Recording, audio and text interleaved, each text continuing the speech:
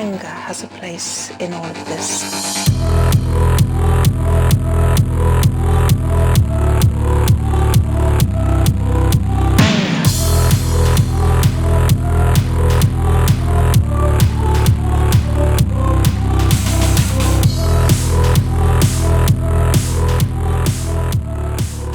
Hey, what's up guys? Chris Trini here for ChrisCore Productions. Welcome to another very basic tutorial in After Effects.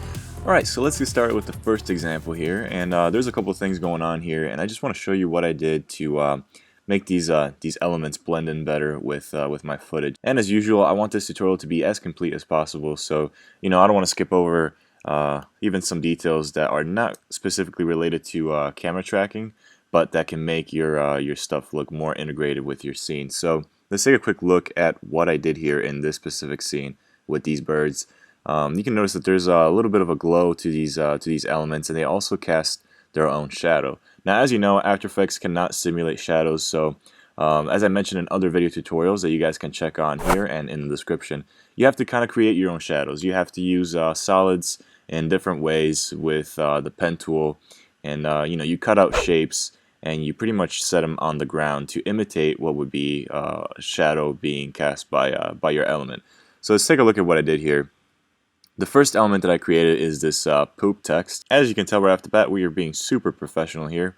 The text poop is casting its own shadow here, and I renamed the solid for that shadow as poop shadow. So let's actually put this right below that. And I pretty much created a shape that imitates what the shadow would look like of this text if it was actually placed on the ground, in that location at that specific time.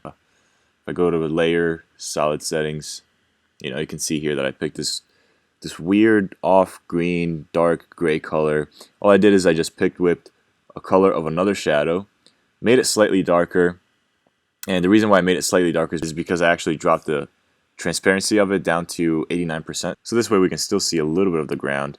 And I will explain how to keep it sticking to the ground once we actually do our camera track. So again, keep in mind this is just an overview of the little details that went into making this a little bit more believable. Then we have a similar thing done with the kind of a glow. If you put like a piece of paper with this type of lighting, it would actually kind of cast its own light because it's reflecting the sunlight.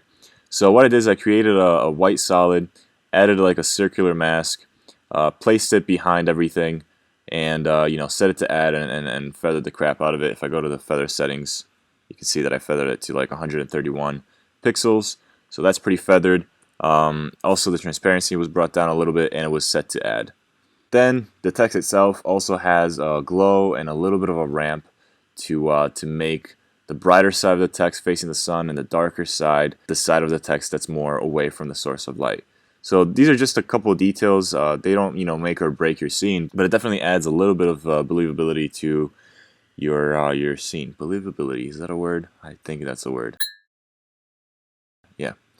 Then I added a glow effect, and that's just to make things glow a little bit. Just a slight bit of glow. Here are my settings, and that's pretty much all that went into that. Trying to see if I missed anything. I had to rotoscope some of the birds that would fly in front of this text over here. I did a really, really lazy job. I'm just going to show you what my mask animation looks like as soon as these birds... There we go. Okay, so we see a couple birds flying in. You can see I started getting lazy and things get pretty terrible. But not too bad. You're probably going to want to do a better job at masking these birds out. Also, if you're dealing with motion blur, such as these wings flapping around really fast, by feathering the mask a little bit, it can help you deal with some motion blur. Now that this basic overview of what I did here is done, let's actually get to the main point of this tutorial, which is getting a 3D camera in After Effects so that you can place 3D elements all over your scene, and it will appear as if they are moving with your camera. Let's go under our project panel, and we're going to start from scratch. This is my footage of these really annoying birds.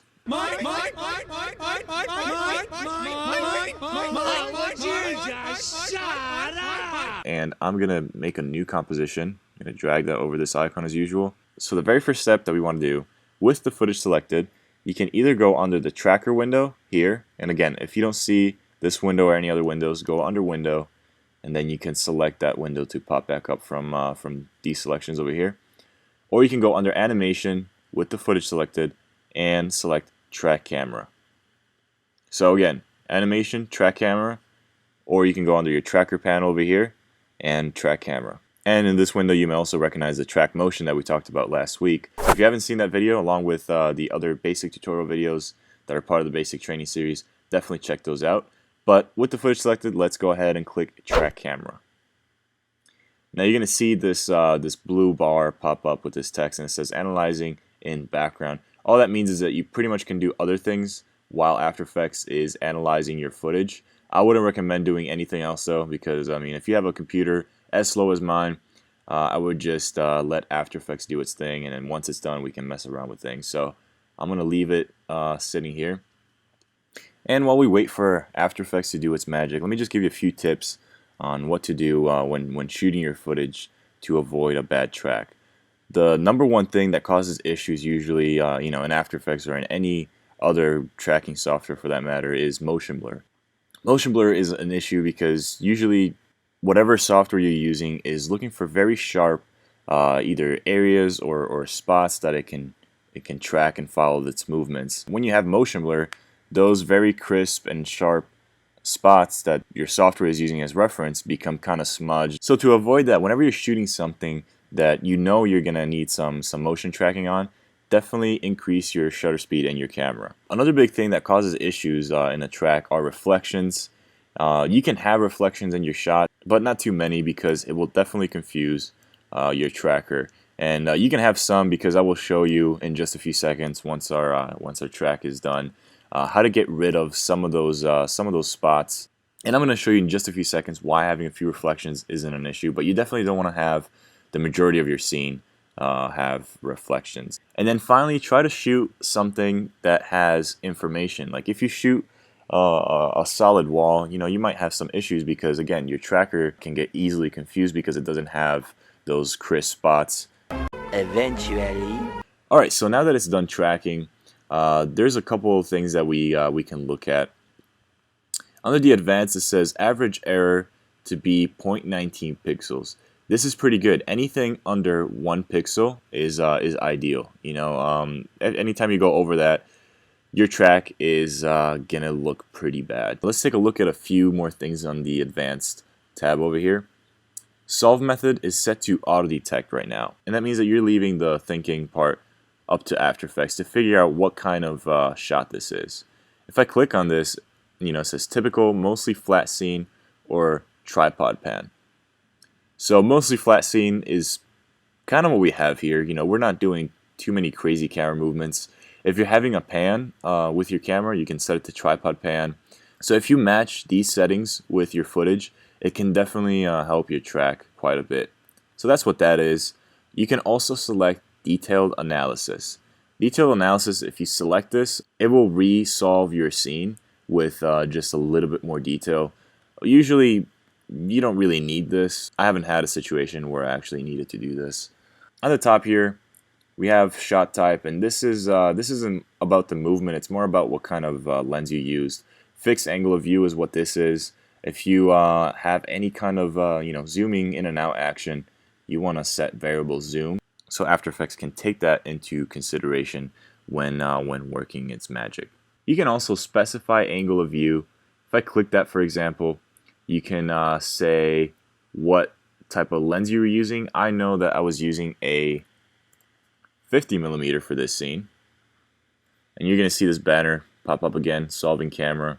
And this is all good stuff to help After Effects figure out what it's looking at. So these are the main things that you really need to know. There's not a lot of other stuff that is really too important here. So next step is to create our actual camera. We have all these points, all this information in our footage, but now it's time to get some stuff sticking to the ground. Going back to that reflection thing that I was telling you guys about, having a few reflections and a few things that might throw your track off isn't the end of the world. You can definitely fix that. For example, here, After Effects is tracking this bird, and I don't want it to track that bird because that bird is moving around, and we are just dealing with sticking things to the ground, so we definitely don't want that. One easy way to do this is we just select that point. You can see that it's selected now, it's kind of yellow, and you hit delete on your keyboard. After Effects will solve the camera once again anytime you change any of this stuff. But it's kind of important to do this when you have, like, let's say large windows or surfaces that are reflective. You definitely want to select all of those points. You can click and drag and make a big selection, and delete whatever points may throw your track off. So I hope I'm not losing you guys. I know some of this stuff is pretty boring, but it's definitely really important to know if you want to get a good track. I mean, the first thing that you kind of spot in compositing stuff is a bad track. So let's say we want to add our text here, our text or our element or whatever you want to decide to put. We're just using text in this tutorial as an example. So let's select some points here, and I'm going to right click, and I'm going to say create null and camera. Now we have a new null created, you can see it over here, and a new camera created. Now if I go here, instead of active camera, I select top, you can see that we have a camera created, and this camera has all of this stuff, this trail kind of thing. These are all keyframes. So if I hit U on my keyboard with the camera selected, you can see that the position, orientation, and in this case for some weird reason zoom, even though we said it was a fixed angle, has keyframes. So if I play this through, you can see the camera is moving along this path. So this kind of shows you that you have a real 3D camera in After Effects 3D Space. So this is really, really cool, and you'll see why in just a little bit. Let's go back to active camera.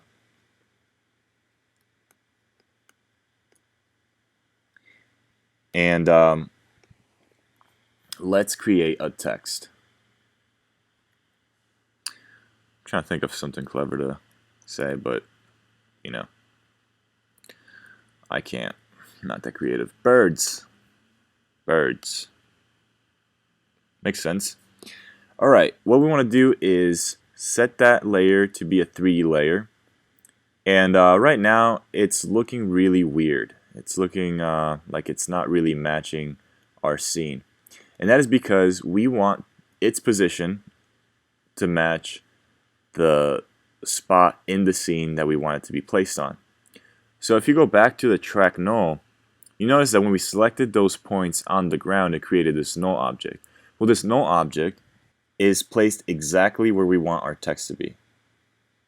So what we want to do is hit P on your keyboard, select the position, and by selecting this position, you are copying all these values of the X and Y and Z axis for your element. You hit Command C.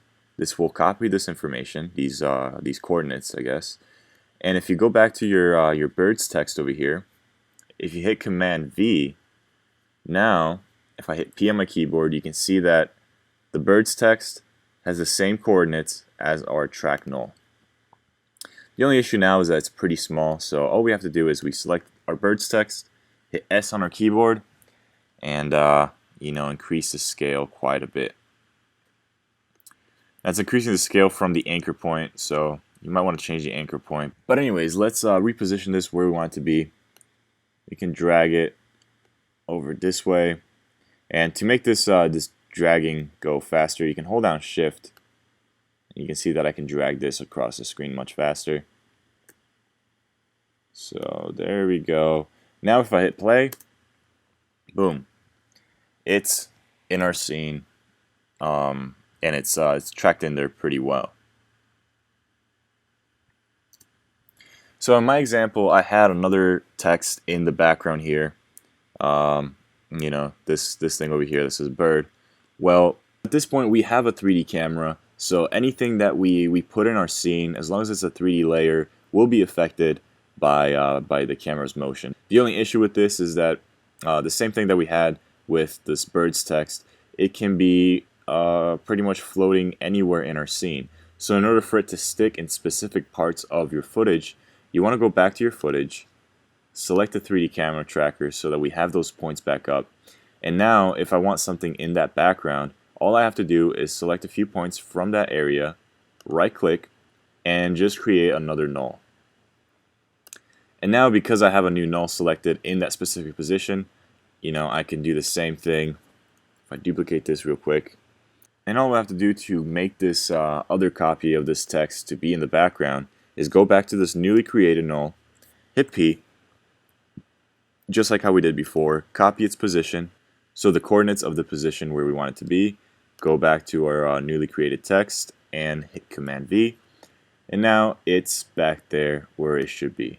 You know, you can always readjust the position, bring it down a little bit maybe. You can even adjust the rotation, you know, have it face the camera a little bit more, and maybe like in my example, give it a little bit of an angle to follow this wall thing over here. And now if I, you know, even if I scroll through here, you can see that it's just beautifully tracked. When birds fly in front of it, obviously that looks weird, so you're gonna have to rotoscope those birds out, which is kind of boring. 3D camera tracking in general can be really complicated, but After Effects, you know, and Adobe has just made an amazing job at implementing a plugin directly into After Effects that makes it super easy. I mean, all we had to do was just apply this effect to our footage, tell it just a few things to help it out. Yeah, we tell it to analyze, and then we just create a few nulls, you know, wherever we want to place our stuff, so that we have those coordinates for that stuff to be exactly where we want it to be. That is pretty much the main breakdown of what we did today, and you can apply this in many different ways. In one of the examples that I showed in the beginning of the video, I added a 3D lens flare in my scene, and this is really easy. If we create a new light, I'm just going to show you this real quick. It can be anything, it doesn't matter, and we're going to call this a light. If we hit OK, right now this light is affecting our layers over here, and you may or may not want that. For the layers to not be affected by the light, you can hit AA on any 3D layer, and you can say accept lights to off, and now we can see that this is back to normal. And like I said, you can do this with any 3D layer, except lights off. So now we have a light that's pretty much not doing anything, and you're gonna see why I am creating this light. We're gonna apply some optical flares to that light, but let's get this light in position over here. Let's just reuse these coordinates for this light. So now our light is sticking to the background here. Let's go ahead and create a new solid. Color doesn't really matter. OF in short for optical flares. And we're going to go under the Effect, Video Copilot Optical Flares. Now, you may not have this. This is a plugin that I have that I actually had to purchase from Video Copilot, but if you don't have it, get it. It's just awesome. There's no other way of explaining it. Let's make this flare a little bit fancier. Let's go under Options, and we have this new window pop up, and this is the Optical Flares plugin. So I know I'm sidetracking a little bit, but it's worth it. Trust me, it's really worth it. So I have some custom-made presets. I guess we could select this one. And you know, these are lens flares that you can just move around, so this is really cool. I definitely recommend you guys look into this plugin. So once we have something that we may like, click OK. Then let's toggle switch modes on the bottom here so that we can access our transfer modes and set this to add. It's a little bright, so what we're going to want to do is maybe scale this down just a little bit and decrease the brightness. And now for this lens flare to be positioned where we want it to be, all we need to do under source type, instead of 2D, let's say track lights. You can also specify what kind of lights you want. You know, name starts with anything, so any light, no matter what the name of it is, will have these lens flares. Or you can just select A, which, as you can see, our light was named A light. So if you have more than one light, A light, B light, C light, our lens flare will only go to our A light. You can see that if I hit B, our lens flare disappears because we don't have a light that starts with the letter B in our scene. So for this example, anything is fine. Also, let's not check use light intensity and use scale from light and use light color, and also disable 3D perspective. And there we go. Now if we scroll back and forth, we see that our lens flare is actually moving with our light, which is stuck in our scene there. So let's make this a little bit more visible. And if I scroll back and forth, we see that we have a pretty cool lens flare. Now obviously it didn't make much sense for me to place a lens flare there, but with the first example that you saw, I did the same thing in on the window, so that's how I did that. And even if you do or do not have optical flares as a plugin, I just wanted to show you this because you can use this in many different ways. If you have Element 3D, again, another plugin from Video Copilot, another great plugin, and with that you can add 3D objects in your scene, as you saw with another example in the beginning of this video. So really, once you have a tracked camera in After Effects, you have a ton of options, and it's really exciting because you can definitely experiment and create some really cool stuff. So as always, I really encourage you guys to send me any work that you guys do. If you want feedback, I'm more than happy to give you feedback, or if you just want me to see it, go ahead and send me stuff. There is no such thing as spam to me. But anyways, guys, thank you so much for watching. Remember that this is all part of a basic training series that I have on my website and on my YouTube channel. So if you missed any steps and if this was a little too advanced, definitely check out the rest of the videos that I've already made, and hopefully those will help you out. And always, I look forward to sharing more of these tutorials with you guys. So if you want to see more, subscribe. And if you want to help me out, please like this video if you did actually like it. Comment and let me know what you think. And share this video with whoever you may think could use some awesome 3D camera tracking goodness. So with that being said, my name is Chris Chiarini for Chris Corp Productions, and I will see you next time.